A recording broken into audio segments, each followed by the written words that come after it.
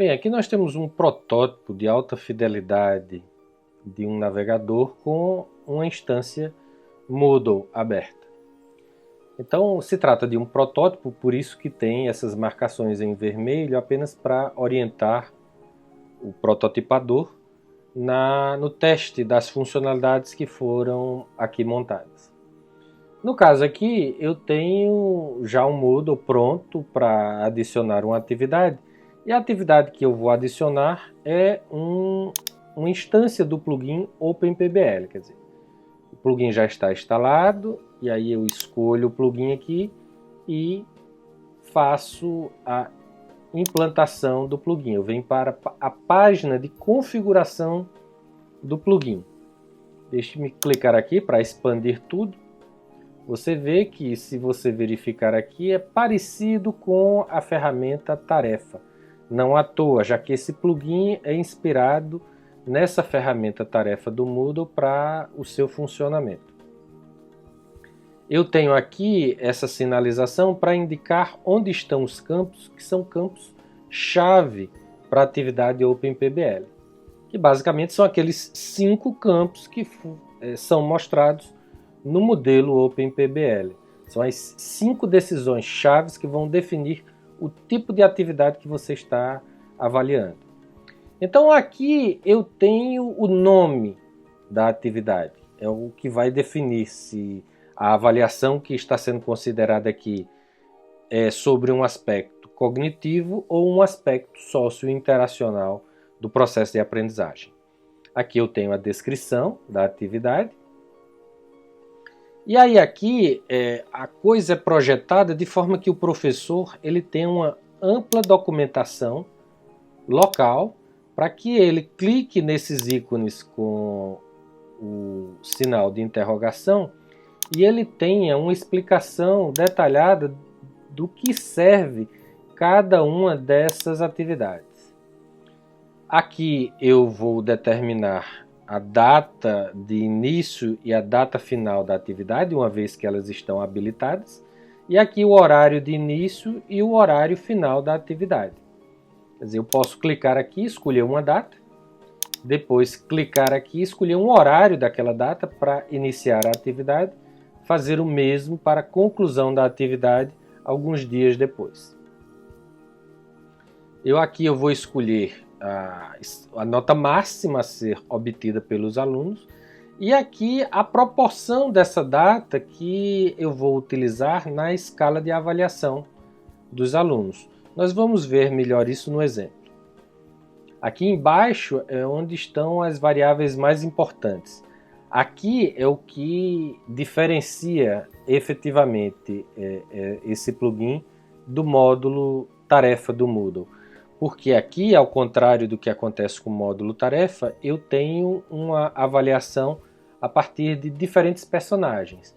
Eu tenho a avaliação do professor, a autoavaliação do estudante que está sendo avaliado e a avaliação dos seus pares. Cada um com o seu peso. Esse aqui é o valor padrão para professor, o valor padrão para autoavaliação e o valor padrão para avaliação por pares, muito embora você possa alterar esses valores desde que o somatório seja 100. Se o somatório não for 100, então ele vai dar um erro para forçar você a ajustar os valores aqui de forma que a soma sempre dê 100.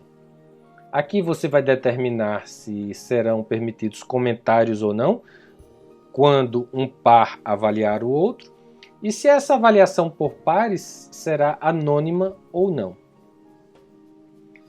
Também aqui, além dessas configurações que são padrão no Moodle, eu vou dividir minha turma em grupos ou não. Se eu escolher nenhum grupo, isso significa que toda a minha turma, por maior que seja, ela estará no mesmo grupo. O que, se for um número muito grande de alunos, pode ser que cause problemas.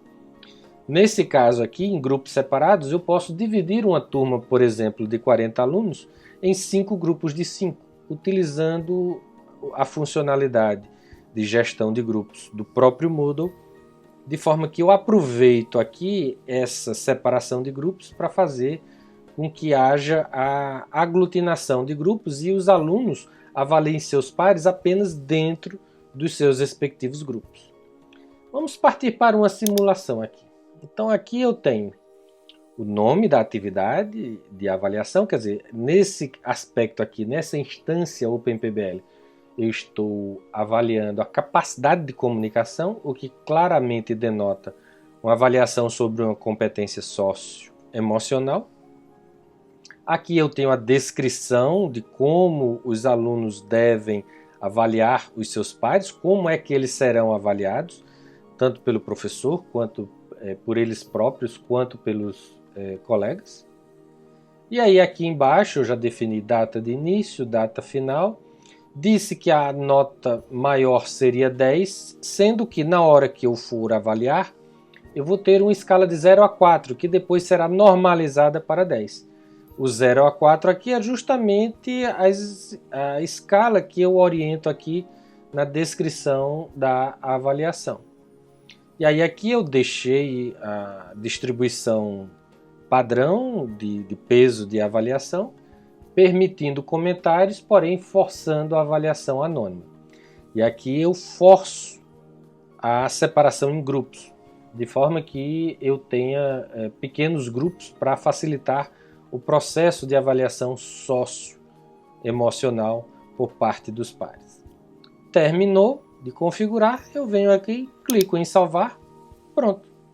Esse aspecto de avaliação da atividade PBL já está configurado. E aí eu posso partir para outro aspecto ou, se for o caso, utilizar essa avaliação já num processo de educação baseado em PBL.